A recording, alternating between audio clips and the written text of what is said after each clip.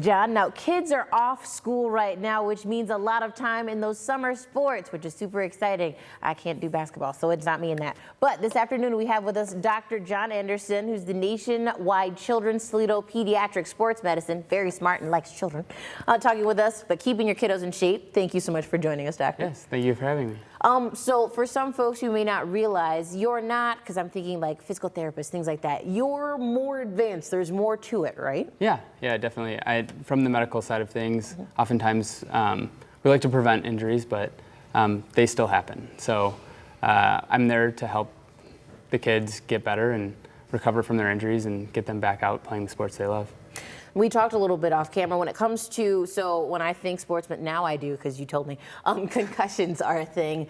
But when do I panic? Because as a parent, the minute she sneezes or coughs, I'm probably coming to the doctor for that. But it's just like, I know you're supposed to take your time. So what are some warning signs in terms of like, this could be a problem versus him or her trying to brush it off, walk it off? Yeah, I mean, when it comes to concussions, there's a lot of different things that you can worry about. And if it's truly just a concussion, there generally isn't as much to worry about, but you still want to get the proper care and be seen within a reasonable amount of time. But if there's things where their memory's going bad really soon, or oftentimes if they get knocked out, that can be kind of more of a worry sign, or their sensation's different, and things like that, where it's just like something doesn't feel right. And if anything doesn't feel right, it's a reason to bring your child in sooner, or have them see more like urgent care at that point.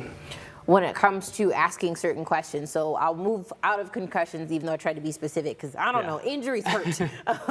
When do I look at my kid and go, something's off, and we should look more than just giving you an ice pack or having you lay down? Are there good warning signs? Are there good symptoms? What would you say? Yeah, I mean, when it comes to an injury, I think, especially if there's like very localized pain, if the kid's like, no, it's definitely right here, that can be a sign, like maybe they did actually break something, even though it might not look that way, or they tore a ligament or something along those lines.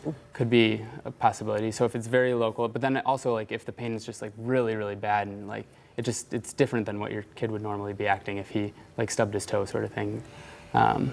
Yeah.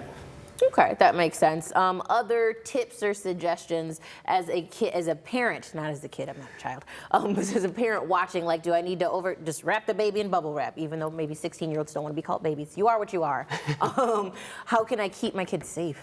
Yeah, I mean, it's tough because you want your kid to be out and active, and I think that's really important just for like general health, is being out and active and healthy. When it comes to sports too, it kind of depends on each individual sport as well. And if it's a multi-sport athlete versus an athlete that plays the same sport year-round, each one kind of comes with its own difficulties and nuances that you have to kind of work through. And then, of course, you know, sometimes things can be strained because, let's say we took the summer off and we probably should have been stretching and practicing and doing our normal routine. How do I convince them? Because, again, lots of folks, especially younger, believe I am invincible, nothing will hurt, I will never break. Yeah. What can I do as a parent to make sure that that kid just does something to play it smart, play it safe, and not possibly injure themselves? Yeah, definitely. I mean, it comes from just like technique and doing the proper technique for both strength and speed. And then not just jumping right into like the max and like not sprinting as hard as they can after they've been sitting for a certain amount of time, like slowly building up to those, to where they want to be. So like starting slow and working their way up, and starting with lower weights, and just making sure they're doing everything properly from that regard, like building up that strength slowly, so that way by the time they get to that point where they need to go 100%, they're less likely to injure something. Practice. That's literally what he just said. Practice. Okay. Now, if there is a way that we can get in contact with you as parents who are watching this and maybe want some tips, who should they call? What should they do? Yeah.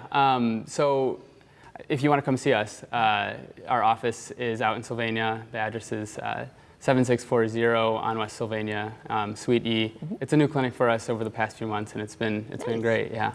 Wonderful. And then the number right there, 419-251. You're fine. Dr. Anderson doesn't read things, okay? He pays attention. He helps your children. Thank you so much for taking the time. I appreciate it. Because, again, it's about being smart at the same time, but letting them, in a sense, play dangerously, in a sense? Yeah. There you go. Yeah. He said I could. And be sure to stay hydrated during the summer. You don't want to become dehydrated. That can lead to a number of different issues as well. So. And then you have to see him. You kind of don't want to. It's fine. Doctor, thank you so much. Yes.